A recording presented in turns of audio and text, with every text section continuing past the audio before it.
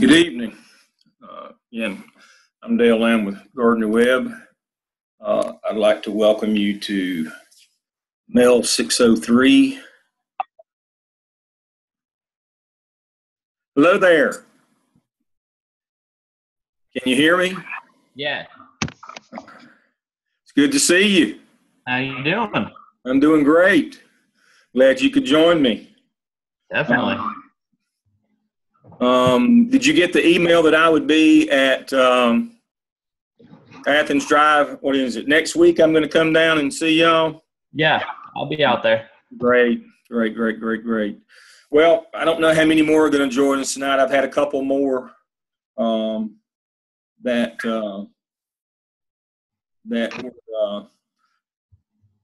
had replied back that they would join us tonight. What I want to do tonight, I don't want to take the whole 2 hours tonight. I just want to cover the syllabus, the weekly outline. You already know all the task stream stuff since you're my intern. But I would cover it for those people who, 3 of you are my interns and the other 7 or 8 are not. We've got one from Kinston, one from Fayetteville, one from Jacksonville, one from Greensboro, Arden, Harnett County. Of course, we got Brandy, who's in with your group, and you. And then I've got Anita, who's been with me. She's in Greensboro. Okay. And Aisha Tate. I think Aisha might have met with us before. I'm not sure. But we've got folks scattered pretty much all over.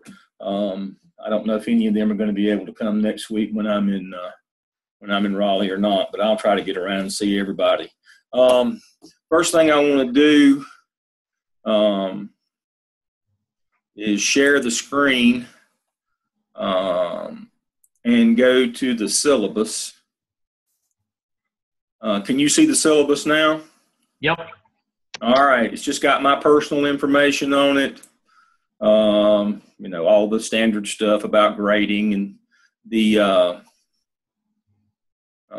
grading system, the evidences that will be required this semester, skip 3C, skip D, skip E, which will complete the skip. Now, you should have already done A and B, so when you put all 3 of those together, you will obviously upload in the assignment Dropbox. You will upload, I've got an assignment Dropbox built. Let's see where if I can. Okay, right here under assignment Dropbox. Let's see if it'll, there we go. See, I've got the midterm exam. You will post it. It will be all of the skip. The final exam will be all of the OMA. That's what's due this semester. And then the individual components. I don't have anything other than, you know me, I don't do anything but evidence work. You don't have time to do busy work. So you upload those. I will take and copy them to discussion board. And then we'll do those required peer reviews that they've put in this semester.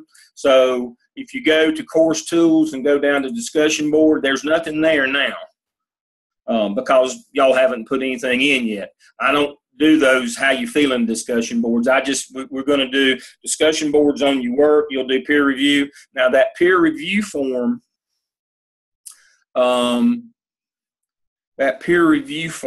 is on the end of the syllabus. Go back to it. I believe I stuck it right here. Here's the peer review form right here. Now, and it asks you these questions.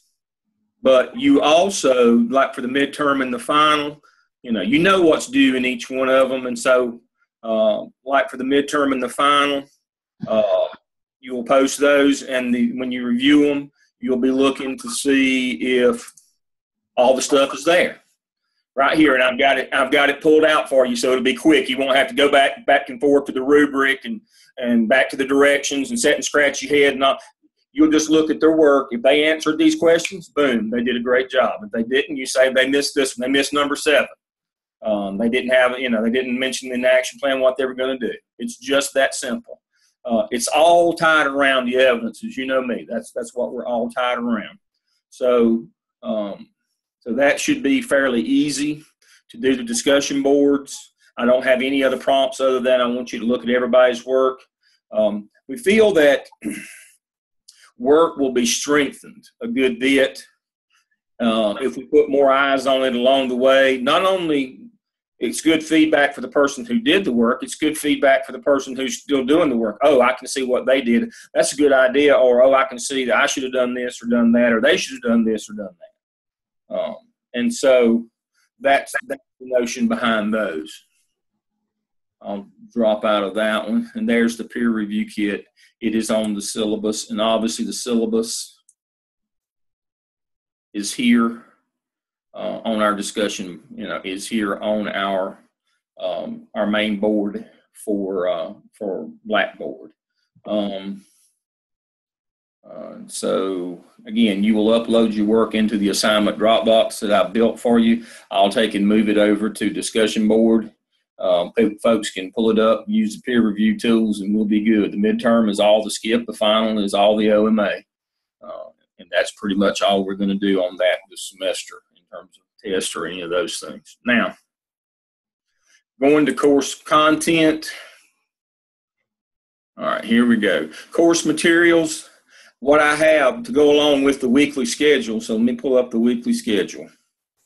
The weekly schedule has, what we're going to be doing every week. And it has your reading here in this one and in your assignments.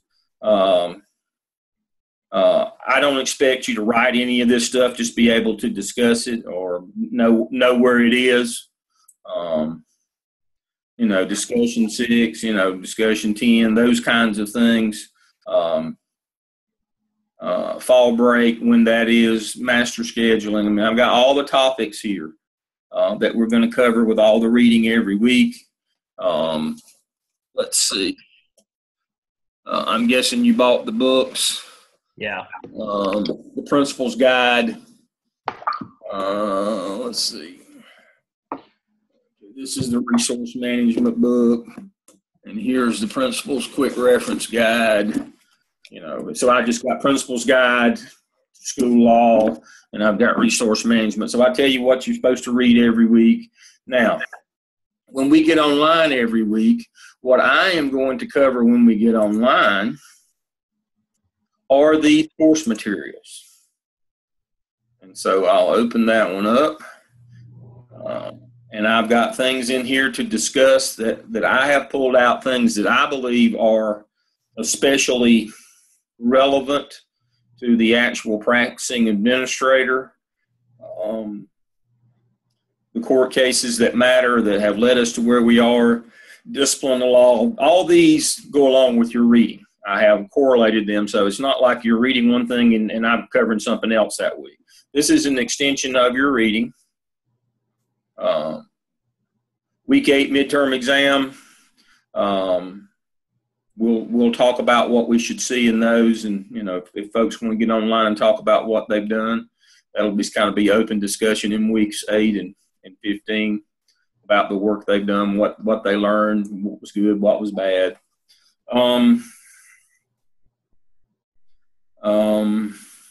Week 2, general education statutes. Let's see this one up. Yep.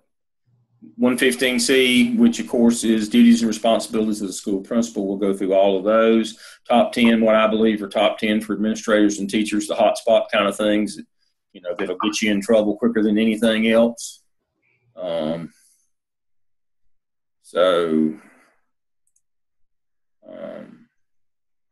That's the kind of thing that I've done in each of those. Back to our content page, I've got our wiki page. It contains all the PowerPoints that accompany the weekly class sessions. If you just want to go to the wiki page, you can link to it. It's got everything for 603. Let's see if I can link up to it tonight. What do you know? Mels 603, here's everything that we've got right here in PowerPoints. If you prefer PowerPoints rather than reading stuff, I've got them in PowerPoints for you. Whichever that you want to do is fine with me. I don't have a problem, whichever way you learn best. Midterm and final exam questions, I've already shown you that. And it's just that you follow the rubric and do you have the things you're supposed to have. There's my notes for the 6 evidences. You've got those. Task stream tools. This is how to write your summaries and descriptors when you get to the end of one and you start putting it together for a final submission, a final skip, a final OMA. I've got some tools for you here. A suggested timeline, your quick reference guide before you put it in task stream for comments. Make sure you've seen all this stuff before. I've given you this, but just a review on that. If you want to send it to me, we'll get it reviewed. If you want to put it in task stream, that's fine with me. I don't have a problem with that. Just make sure that you go over this quick reference guide. If you're going to go straight to task stream with it, that's fine. But it just kind of summarizes what we'll be looking for when we see it in task stream. I've given you this before, so if we look at this, for example, in 3C, research on developing community resources, I expect to see that in 3C. Identified human and capital resources, district budget and the school budget. Those kind of things that we expect to see as artifacts, those budgets. So that's what you can use if you want to, if you just want to go straight to task stream with it. If you get ahead of me, that's fine. Don't let me slow you down. I've got templates. You've got these two that assist you with putting together those final narratives, and you know what they are. They've already got the margin set. They're in APA style. All you got to do is drop your work in them, and they'll auto-correct to the proper margins and those things. One for the skips right here.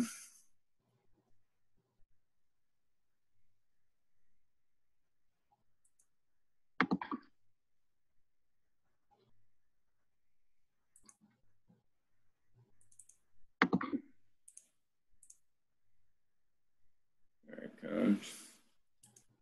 And there it is. Your name here, the abstract, that's the summary. When you write the summary at the end that goes in task stream, you can use it as the abstract. Don't write two. It's got all the directions expressed out. It's got a few notes in red to remind you things that I find that students forget. And there it is. You just drop your work right in it, and it will be in the correct format. Pretty easy.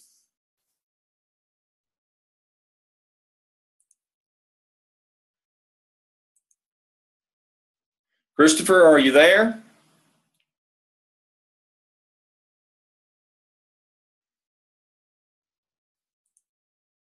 All right, let's go back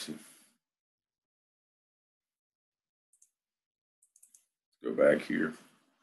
I see Christopher's popped up online, but I don't see his picture. Christopher, are you there?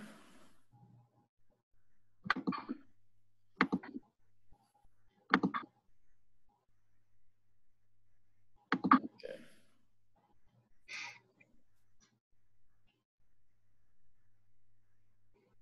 All right. We'll continue on here. Hopefully Christopher will join us shortly. Final evidence templates. Now, again, I've got examples. They're just to be used as examples, not to be copied. You should have a copy of those. I've got elementary, middle, and high school examples. Let's see what I've got under Mels internship materials here. I've got the internship log. You know, you got to keep your log 80 hours every semester. I've got a site supervisor packet, you know, for your site supervisor to explain to them what they're doing. We've already met with yours, so that should be good. That's what's under that. I need to remind my site supervisor to do the like I'm in quarter 3 this time, so he should, or semester 3, so he should be doing like one of the updates on me this time. Yes, right? Semester 3. You need to remind him. I'll do it next week after we've had the first week of classes. I generally wait until the second week and then send out a reminder notice. I know it's the first week of school, and they're kind of busy. And so I usually wait the second week so they don't get too mad at me. But I'll wait till the second week, and I'll send out a reminder. But you can go ahead and remind them to go ahead and do your disposition semester 3. Okay. All right. I got the latest copy of the Mels handbook. And I've added something new, and I don't know how well it's going to work. I've added a research website that links back to Dover Library on the main campus. I think it'll work. It may be easier than just trying to do Google searches. It's supposed to be reference stuff that you can't find, like dissertations and other like program evaluations and things that are more relevant to some of the stuff that we're doing. I hope that this research website will work.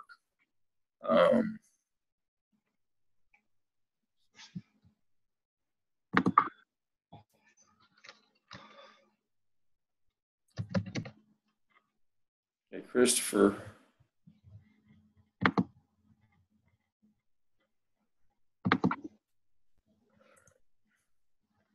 He's got his muted according to that. All right. Let's see what this research website will do.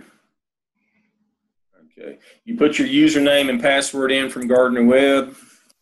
Let's see. I think you have to put the whole thing in. I think you just have to put the first part, and then you put your password.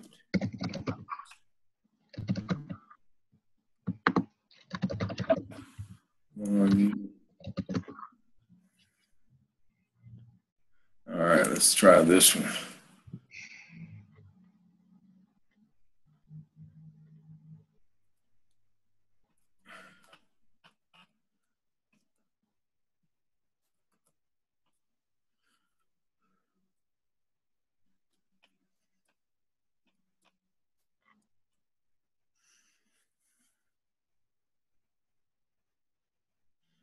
Okay. It's not letting me in tonight. That's why I said I'm not sure it's going to work.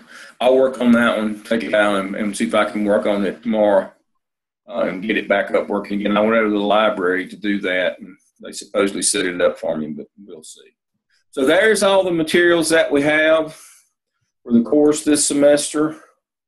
Going back to course materials for tonight.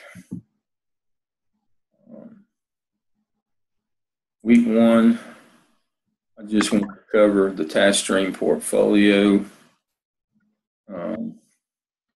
Here's the peer review process, the packet. If you want to download that and give your site supervisor another packet, he's probably lost it. The reason why, or you can just do the suggested leadership opportunities. Let's open that one. See if it'll open up. There we go.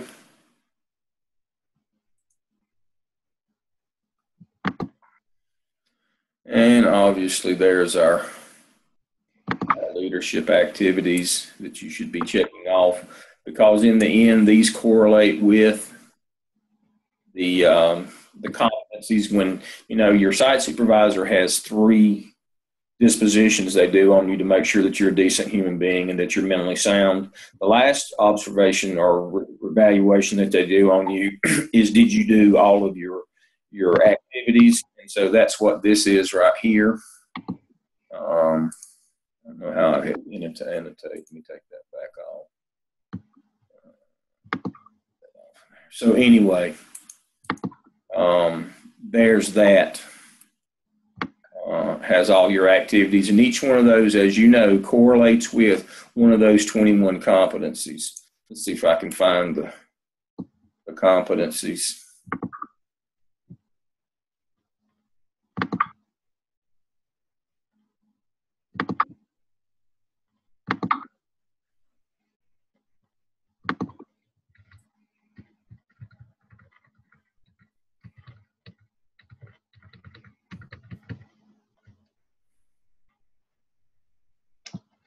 I think it's all the way at the bottom of the list.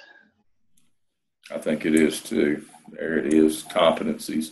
The 21 competencies, obviously, you know that the activities are all correlated to these competencies. And so it just makes it really simple for the principal.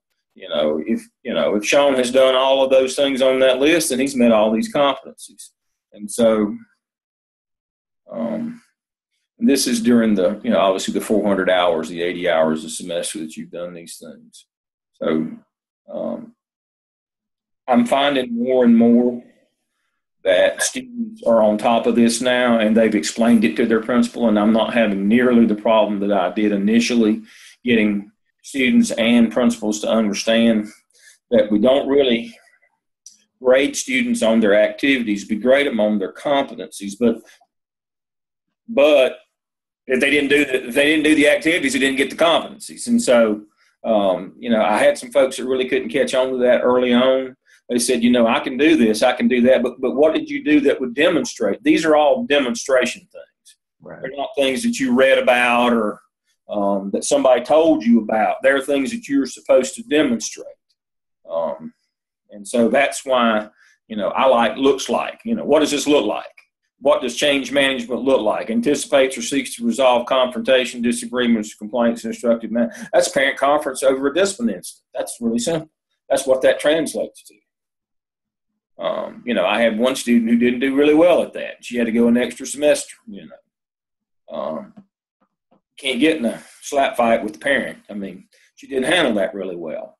But that's, reading about it or having somebody tell you about it is all well and good. But this is a clinical experience. And that's the thing that everybody needs to remember is this is a clinical experience. The 400 hours are things that you do. They're not reading or talking with somebody. They are things that they give you the joystick and you're in charge, or the mouse, or they give you the wheel and let you be in charge. So that's the main thing on that one, is to understand that. Back to course content, back to task stream, materials.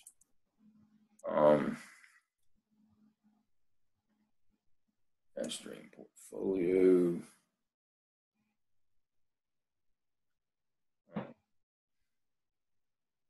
Internship log, accomplished summaries. All right, how to write task stream summaries and descriptors. Now, you don't have to write descriptors anymore as you go, but what you do have to do is when you submit that final comprehensive document, and hopefully I'll be able to show you that in just a second, you have to write a summary, a 3-part summary, and all the descriptors that go along with that particular evidence.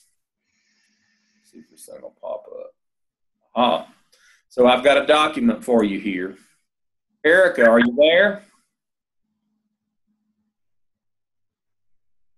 All right. Erica may just be listening. All right. So they'll ask you to write a 3-part summary when you submit the final skip this semester and the final OMA. Not only will you submit your evidence narrative and all the attached artifacts that go along with it, you will also have to go into TaskStream and write a summary and descriptors. And so here is how you write a TaskStream summary. You answer those 3 questions. Now, they have it in 3 boxes. It used to be in 1 box, but now they've got it in 3. But if you answer these questions right here, you will have given them a summary of what you did. And then in the end, when they ask you to write a descriptor, we want 5 things. We want what did you do, how it was done, what happened as a result, outcome, and reflection. So let me show you that one. Let me show you what that should look like.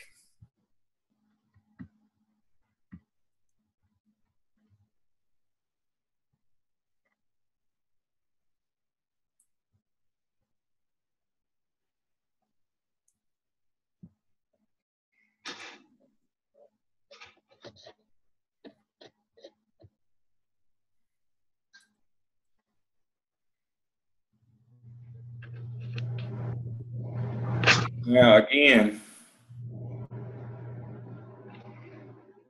accomplished summaries and descriptors. I've got this under TaskStream materials for tonight for week 1. This is what, when you write those, this is what they should look like.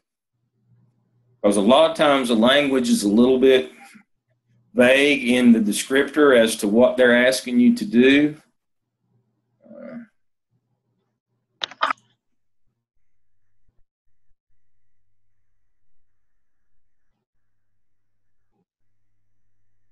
All right. I'll have to move that over. All right. So, your reflection, your impact, and evaluation of the evidence.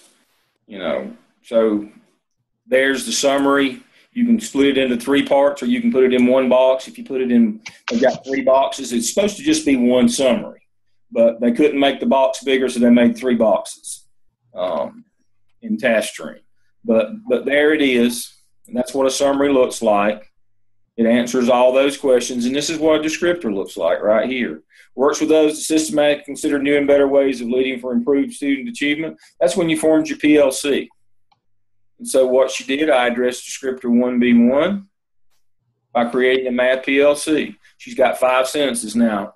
Carol's are a little bit long, but just 5 sentences, and she's got those same 5 sentences in every one of them about content, what was done. I formed a PLC. How it was done, it was math PLC. What happened as a result, we put this program in.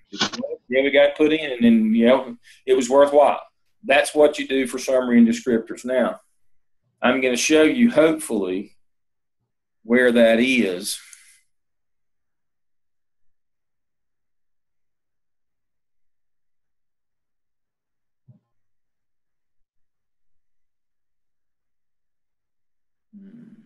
If I can get to right there.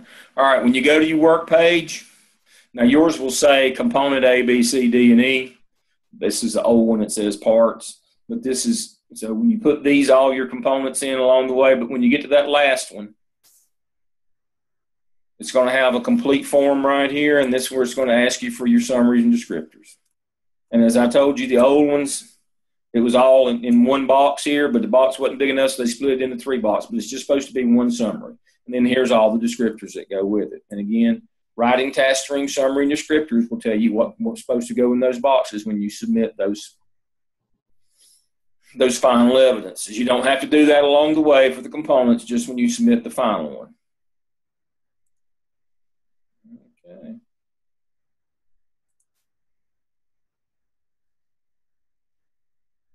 No, I will submit later.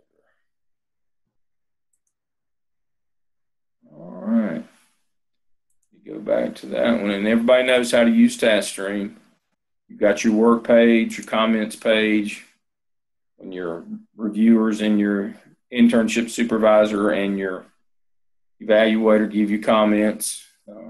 Got your scores results page when everything's been graded by both evaluator and internship supervisor and has been reconciled by the portfolio manager. So those are your 3 screens. Everybody knows how to use TaskStream. So that will do that. Go back.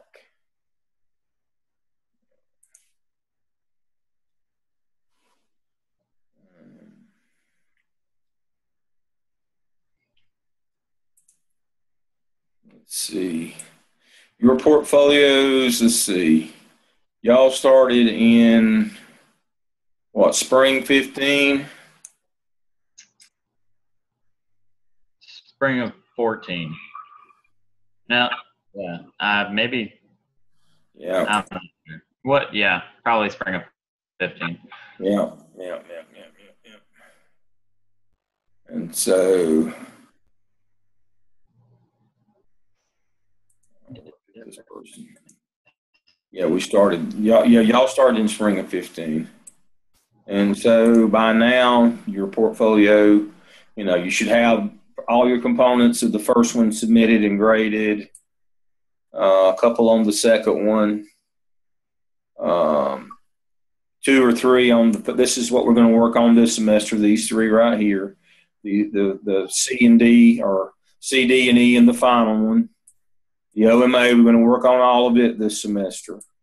And you've pretty much already done the CAP. Maybe got one more to do on it, and then we'll do one more of the SIOP, which is a culmination of what we're doing in class. It's just a compilation of what we're doing in the SCIP and the OMA. We'll do the SIOP.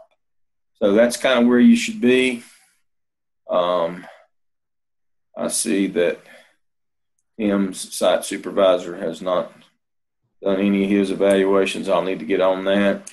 Y'all need to go ahead sometime tonight or tomorrow and go ahead and submit your university disposition semester 3 for evaluation. It's due this semester. go ahead and give yourself your 5s so that your internship supervisor, Sean, that would be me for you, and go in and do the other half of it. So go ahead. Remember, this semester, you need to remind your principal to do site supervisor disposition semester 3 and 1 if they haven't already done it, and you need to do disposition 3 so your internship supervisor can do it. Okay, so now I think that covers about all the things that, in terms of our housekeeping things, where everything is. Again, we go back. I'm going to go back. Everything's under course content and kind of review here. Everything's under course content. Course materials for the weekly discussions that we do online. The weekly schedule has all your readings and your evidence work. The assignment drop box is where you put your individual components of your evidences, and I will move those to discussion board, and we'll do peer review on those. Discussion board can be found under tools. There isn't anything there now until I put something there. All the tools and the different things that you need are here on your the syllabus is here that has the peer review form on it. We'll talk more about that later. The weekly schedule is there. The assignment drop box again. The midterm exam is the completed skip. Final exam is the completed OMA, and then you have all the components that go along with that. That's what you have to turn in for me this semester. Please remember, on those weekly assignments, there's no writing involved. It's just know that stuff in case we talk about it. Only thing I want you writing are your evidence artifacts. I want good writing. Okay, so now let's talk about the skip and the OMA tonight. Those are going to be the bulk of what we do this semester in terms of your evidence artifact work. So let me go. Now, for those of you who are not my interns, this is a way to do your evidences. It is not the way, it is a way. I encourage my interns to follow this guide, but you need to follow whatever guide that your internship supervisor has given you. If they haven't given you one, whatever you've been using, I'm sure will be fine. But I prefer my interns to use my notes as they go through these. That way I can be assured. Use the spring notes because that's when y'all came in.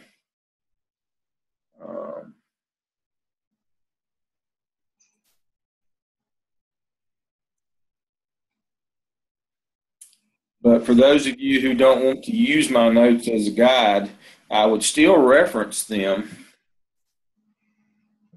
I would still reference them in terms of the grading rubric for the state, how they're going to be graded at the end. Because what I've got at the end of every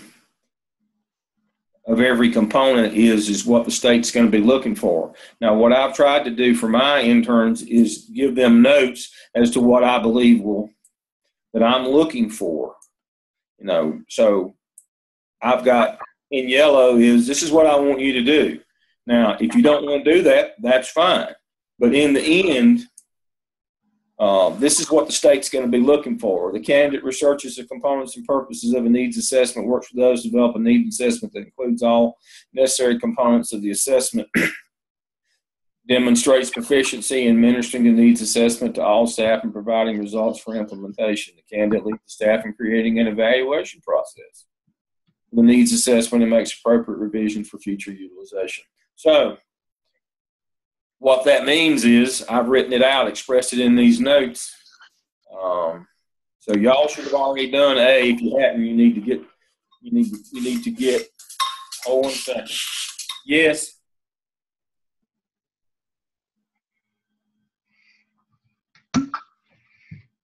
I'm sorry. I thought that was an emergency call. All right, I'm back.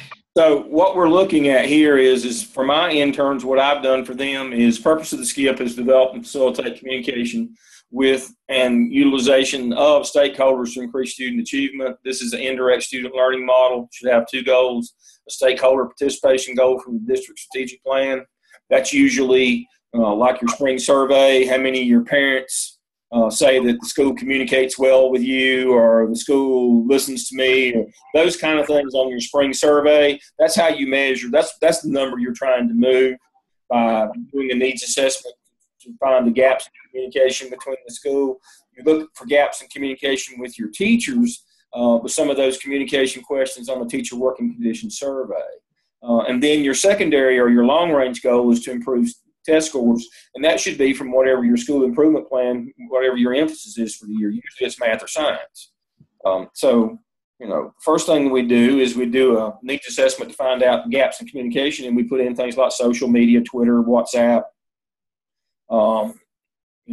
appropriate social media, connected, those kinds of things to connect with our audience, our stakeholders, our parents, our community. And then once we've got them hooked, once we got them hooked, what we want to do then is have family math night or family reading night, whatever goes along with our yearly emphasis academically. That's what we're trying to do here. So that's what we're doing. That's the purpose of the needs assessment. I see a lot of needs assessments in when they just ask general questions. What do you like about school? Is your kid treated fairly? That's not the purpose. This needs assessment is very specific. It's to identify gaps in communication.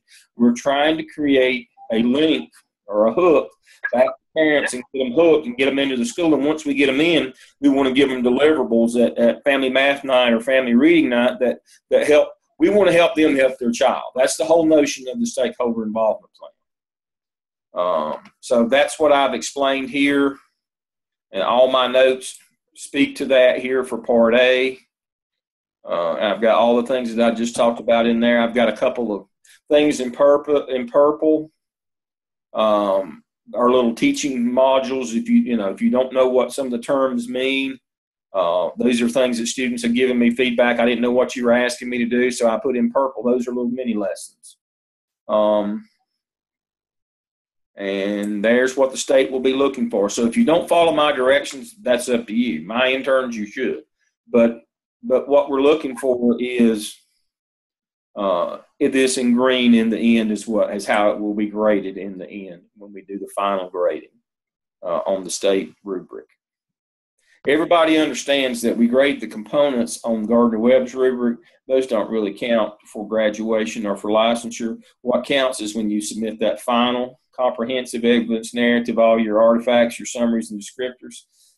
We grade it on the state rubric. That's what counts for graduation and for licensure. So it's not invaluable to have the grading along the way, but it's to give you feedback as we go. Component B, this is where you analyze the leadership section from your teacher working condition survey and make some recommendations as to what would improve teacher leadership and school leadership from the perspective of parents and teachers. You can look at the TWC, and you can also ask some questions in your needs assessment, or you can look at your spring parent survey, or you can, the best way to do all this needs assessment is put together a focus group.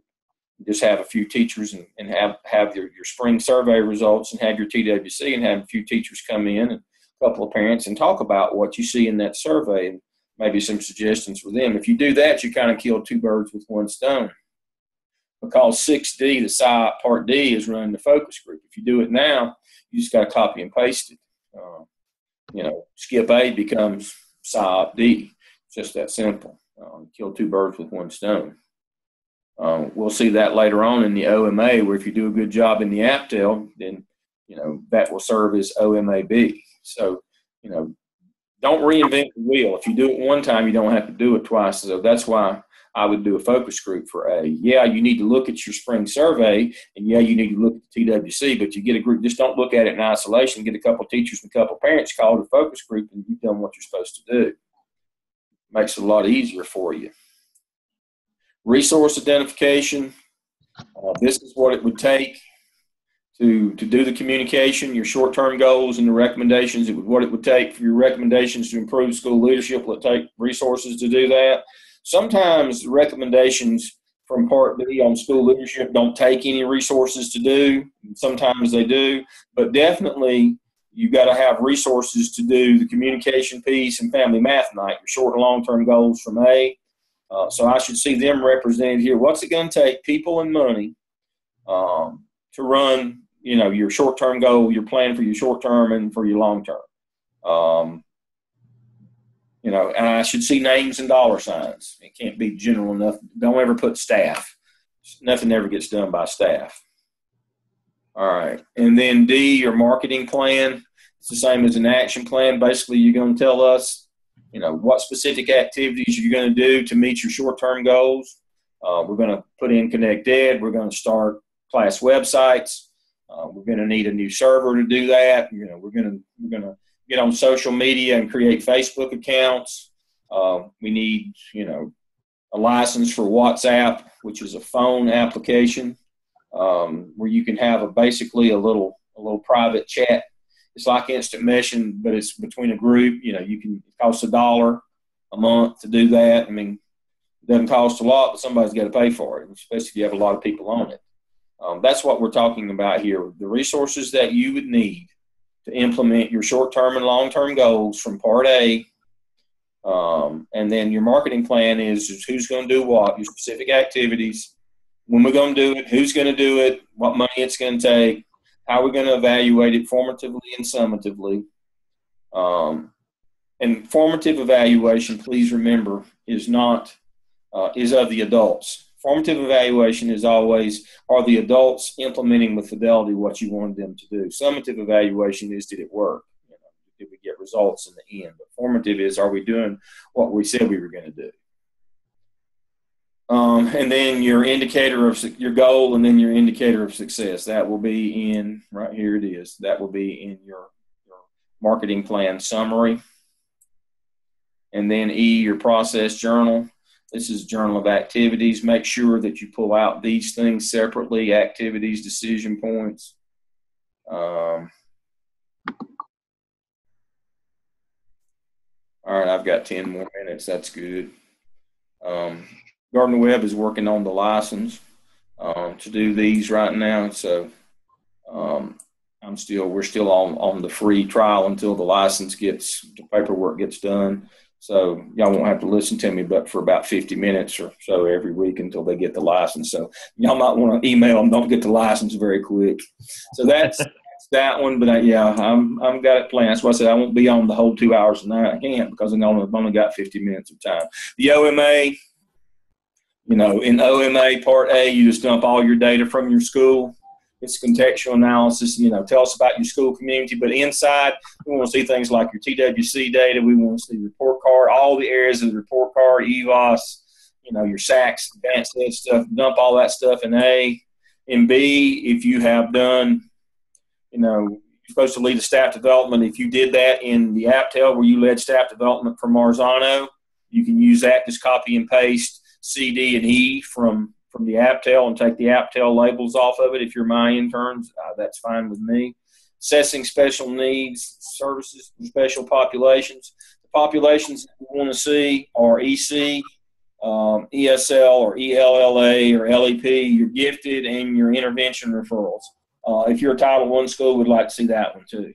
Now, your intervention referrals are the 90-day process that you put a kid through prior to EC testing that's required by law. The first 30 days are anecdotals. The second 30 days are first-level interventions. The second 30 days are the second-level interventions, and then the EC testing decision is made. That's what we want. So what we're looking for here is that all what services these groups are supposed to get, and then you're supposed to tell us, is your school providing those or not? Are they compliant? So you don't just tell me what services they're supposed to get. Tell me what they're supposed to get and if they're getting them or not. Are you compliant? So you're supposed to ask the chair of the EC department, your LEP person, are we compliant? And they'll probably just tell you yes. All right. And then the final part of the OMA is building a schedule. I don't expect you to build a schedule. What I expect you to do is analyze the process of building the schedule, how the schedule was built, and look at the process and make some recommendations on how the process could be improved based on a rationale. This is all in the notes here. The rationale for why you would change your scheduling process to come out with different schedule is, comply with federal law, comply with state law, comply with local board policy, best practices, or teacher input. Teacher input is last.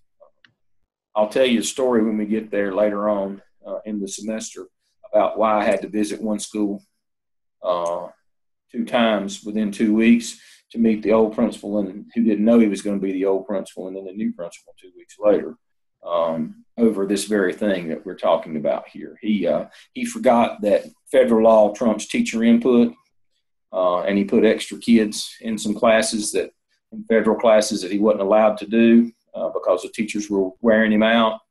And of course, he got to go home shortly thereafter. But that's another story for another day.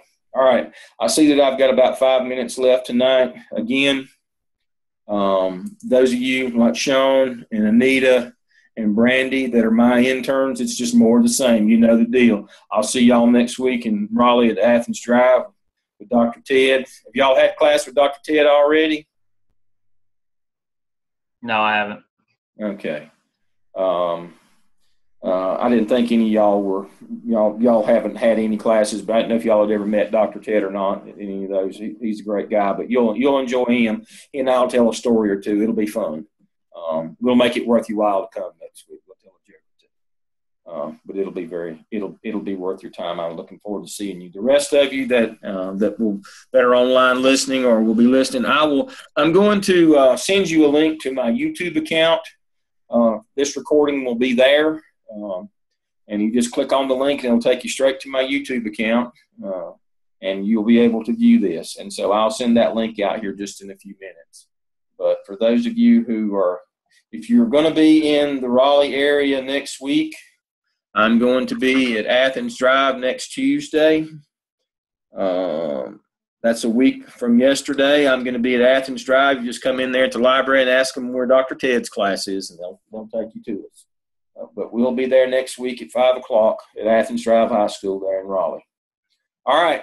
Thank you all for participating tonight. As I said, I'll send you a link to my YouTube account where you can view all the things that we've done. I got done, looks like, with 3 minutes to spare. So I did a good job tonight. Thank you all for coming in.